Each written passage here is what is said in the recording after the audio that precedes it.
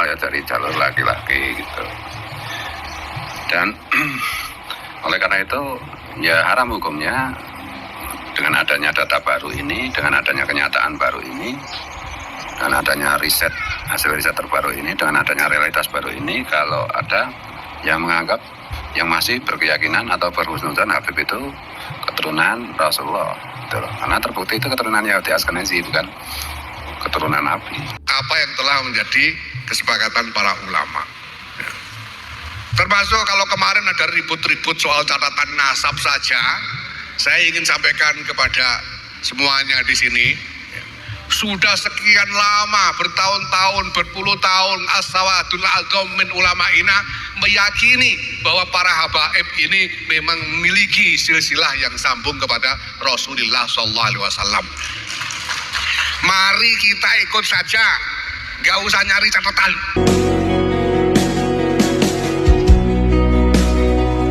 Jangankan diriku, semut pun kan marah bila terlalu sakit begini.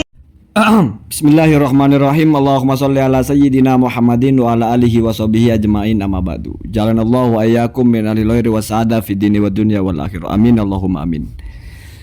Mari kita sepakati dulu satu hal agar ini menjadi enak. Yang pertama, Gus Yahya ini adalah sosok yang dipilih secara sah sebagai Ketua Umum PBNU. Artinya orang tertinggi di NU di jajaran Tanfidiyah. Artinya ketika ada pemilihan Ketua Umum PBNU, para perwakilan-perwakilan dari kalangan ulama itu dan juga ulama-ulama NU telah sepakat Ketua Umum ini jatuh kepada Gus Yahya.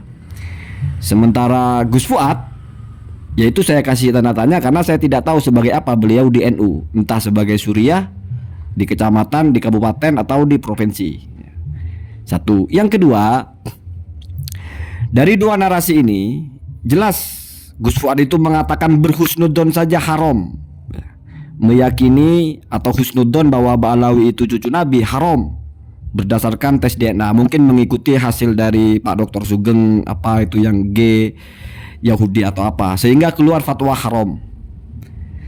Sementara Ketua Umum PBNU mengajak kita untuk ikut saja, mereka itu dzurriyyah Nabi. Artinya apa? Gus Fuad ini secara tegas mengatakan bahwa Ketua Umum PBNU mengajak kita untuk melakukan sesuatu yang diharamkan atau menghukumi apa yang diserukan oleh Ketua Umum PBNU sebagai sesuatu yang haram. Ini mau kita berbeda dalam masalah apapun, kalau waras mesti kita sepakat. Jadi biar kamu cerdas menangkap analisa saya, menangkap narasi saya.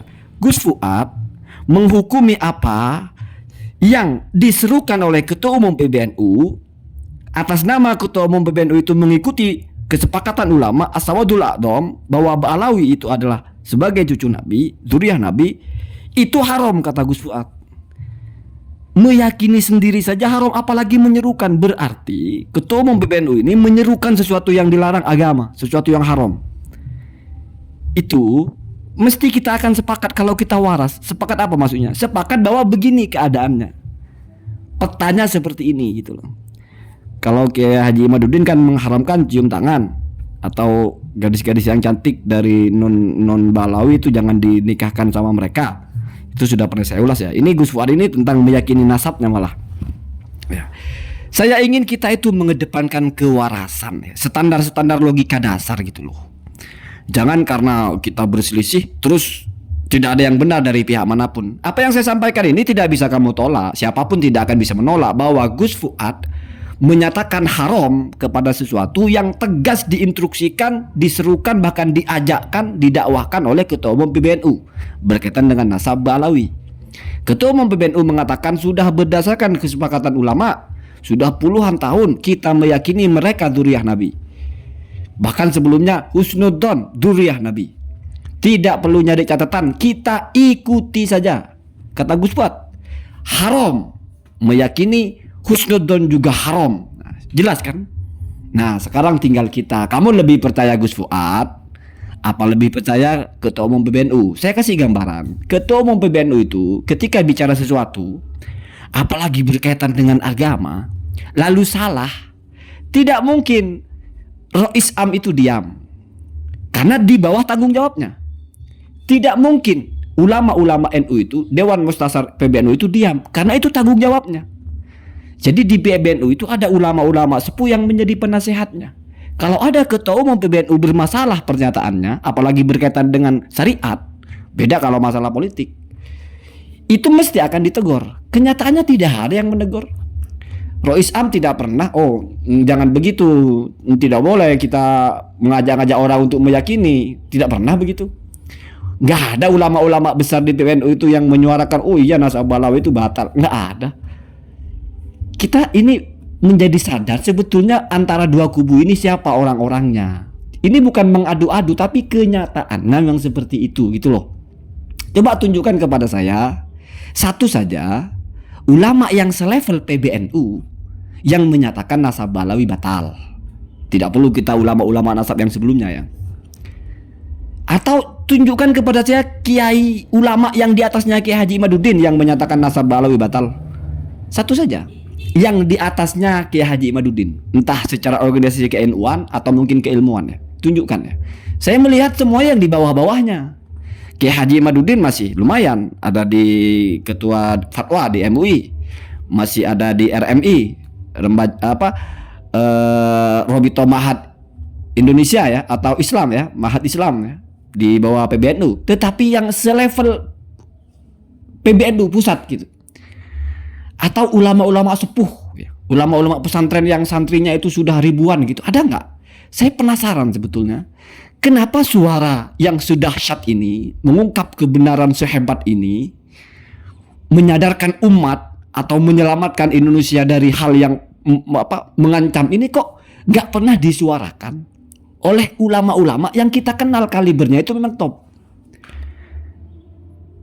Misalnya di Jawa Timur gitu, ada nggak di Jawa Timur tuh kiai yang bener-bener kiai gitu, yang ulama top gitu, ya Lirboyo lah gitu, Sidogiri lah gitu, atau Ploso lah gitu, atau Jawa Tengah mungkin Serang lah gitu, Sarang lah, atau mungkin Jawa Barat sekelas pesantrennya Buya Muhtadi lah misalnya, atau Buya Uci sudah nggak ada adiknya lah misalnya, yang ada malah Buya Abdullah Mukhtar tegas menolak Kiai Haji Imaduddin. Nah, ini kenyataannya Pak.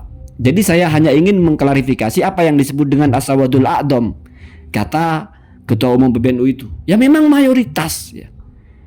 Ulama-ulama besar itu, ulama-ulama top itu di Indonesia ini tidak pernah ada yang bicara Nasabah Alawi batal. Itu ya. Ya, kalau misalnya ada nggak ulama top yang bicara batal? Ada, Kiai Haji Imaduddin. Itu apresiasi saya bahwa Kiai Haji Imaduddin itu ya ulama. Artinya ada ilmunya, alim. Tetapi kalau segelintir saja dibandingkan dengan mayoritas, terus kamu lebih yakin yang benar adalah segelintir, masalah kamu itu. Berarti tidak terima dengan konsep as-sawadul a'dham, bahwa kebenaran itu ada di pihak mayoritas. Nanti ditarik-tarik, oh di dunia ini mayoritas orang kafir. Itu nggak ngerti. Saya sudah sering mengkaji seperti ini ya. Jadi marilah kita itu punya standar-standar dasar itu ya. Tetapi kalau bagi orang yang sudah menganggap wah tidak bisa kita taklid buta, kita harus mencari sendiri, ya silakan. Saya bicara sebagai dasar orang yang ingin membicarakan sesuatu secara terbuka gitu, terang-terangan gitu, menggambarkan persoalan presisi sesuai dengan kenyataannya. Narasinya Ketua Umum PBNU jelas, narasinya Gus Fuad jelas, pertentangannya jelas, dan pembuktian apa yang disampaikan oleh Ketua Umum PBNU juga jelas. Tidak pernah ada ulama, apalagi mayoritas di Indonesia ini, membatalkan Nasabah Alawi. Jikapun ada, segelintir saja. Itu pun kalau kita hitung-hitungan kredibilitasnya, ya andalah yang menentukan. Allahumma hadina hadza